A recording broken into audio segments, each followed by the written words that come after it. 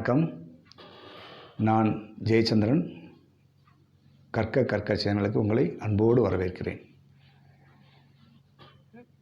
Interesting facts. இந்த செக்மெண்ட்டில் நீங்கள் என்ன பார்க்க போகிறோம்? உங்களுக்கு அனைவருக்கும் தெரியும், திருப்பூருங்கிறது ஒரு வித்தியாசமான ஊர். இதை கண்டு ஆச்சரியப்படாதவங்க யாருமே இருக்க முடியாது. இதனுடைய வளர்ச்சியை கண்டு ஆச்சரியப்படாதவங்க யாருமே இருக்க முடியாது.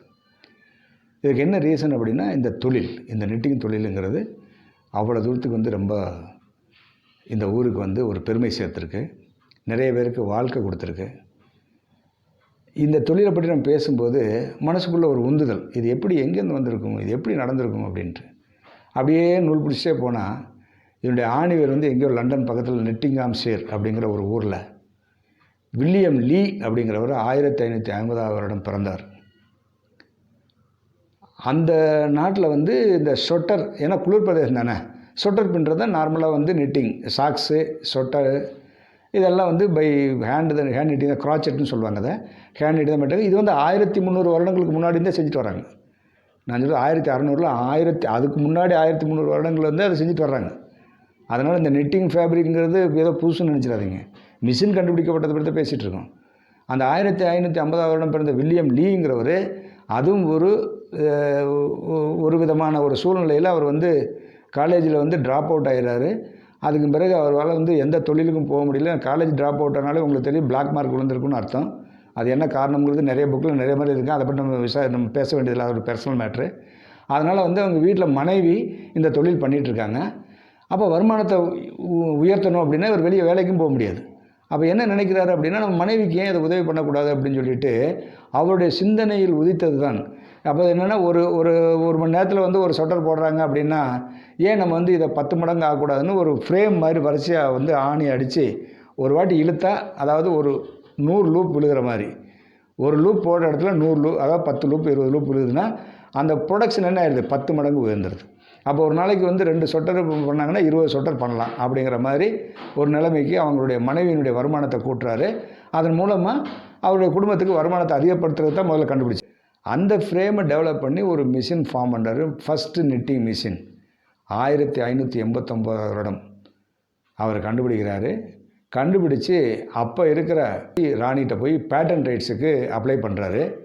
இங்கே நான் அண்டர்லைன் பண்ண விரும்புகிறேன், இன்றைக்கி நம்ம பேட்டன் ரைட்ஸை பற்றி அதிசயமாக பேசிகிட்டு இருக்கோம்.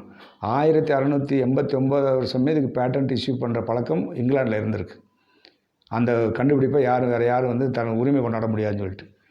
ஸோ அந்த மாதிரி பேட்டன்ட் கேட்கும்போது ராணி என்ன பண்ணுறாங்கன்னா, அந்த நிட்டிங் பண்ணுற தொழிலாளர்களுடைய வேலை வாய்ப்பு இது தட்டி பறிச்சிடும், அதனால் நான் கொடுக்க முடியாது, மக்களுக்கு எதிரான ஒரு மிஷின் அப்படின்னு சொல்லி அதை நிராகரிச்சிடுறாங்க.